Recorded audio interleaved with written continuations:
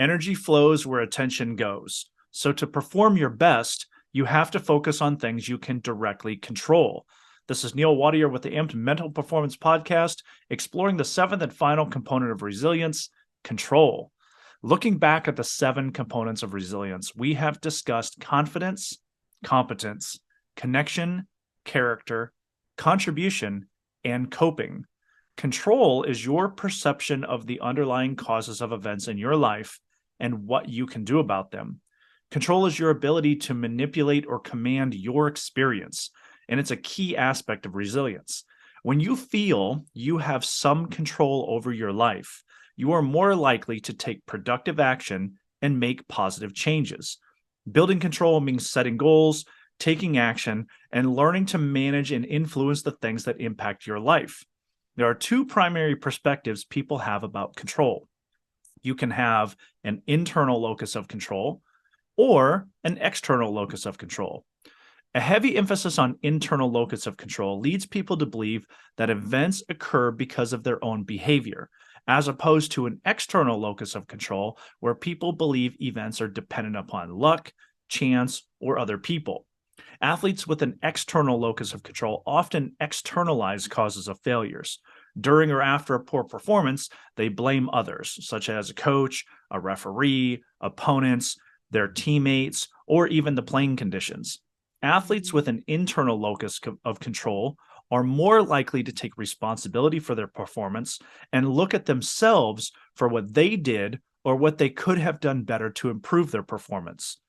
An external or internal locus of control speaks directly to your willingness to take responsibility for your actions or make excuses for outcomes.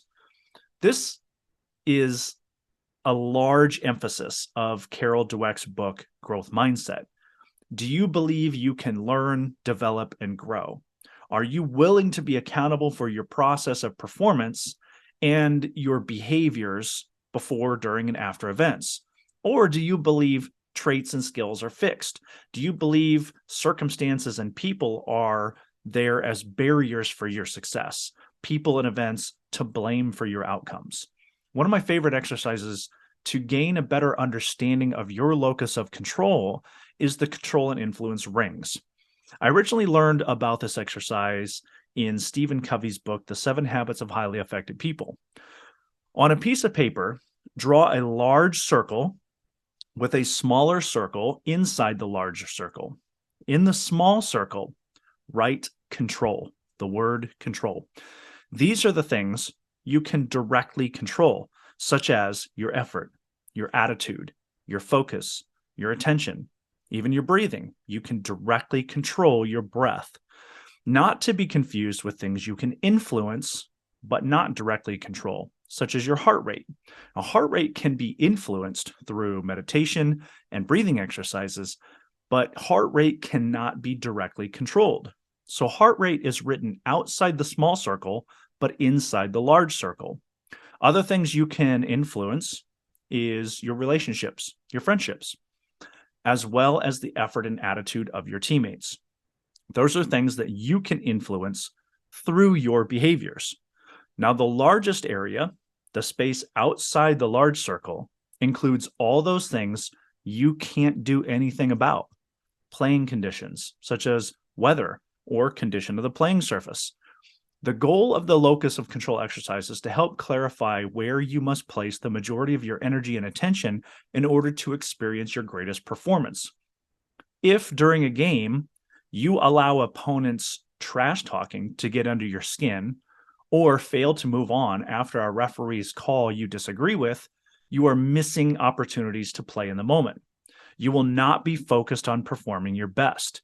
You will either begin to make excuses based on things outside your control, or you will lose sight of those things where you have the greatest control, such as your attitude and your effort. Your athletic performance and your overall well-being will be significantly improved by keeping your focus on things you can directly control. By controlling the controllables, you will have a greater impact on those things you can influence and are less likely to be distracted by the things you can't control or influence. Now, focusing on the 7 components of resilience will help you develop skills to cope with your unique challenges. Invest in your resilience by developing skills and confidence to grow and thrive through stress and adversity. Thank you for listening to Amped Mental Performance Weekly Podcast, your source for optimal mental performance coaching. I have 2 tasks for you this week. First, choose one action from today's conversation to implement in your life. Second, share this podcast and community with someone who values their mental performance. I appreciate your direct message feedback and would appreciate your online review of the podcast. Your honest rating and review help me improve the show and helps others find our community. Visit Arizona Mental Performance Training on all the popular social media outlets and at arizonampt.com. Optimal performance requires deliberate mental skills training. You don't get better by accident, you get better by intention. You don't rise to the occasion, you fall to your level of training. Are you ready to become deliberate with your mental skills, to live with intention, to train with a purpose? Stop playing games and train to become a champion. Check out the Amped Weekly newsletter. Registration link is in the show notes or at arizonampt.com. Check out 2 great options for you to work with Arizona Mental Performance Training. First, powerful one-on-one mental performance coaching customized to address your specific performance challenges. Second, the Amped Foundational Course, self-paced online mental performance training through the Amped Learning Academy. For more information about these options, check out arizonampt.com or email hello@arizonampt.com. Sign up today and propel your performance from good to great.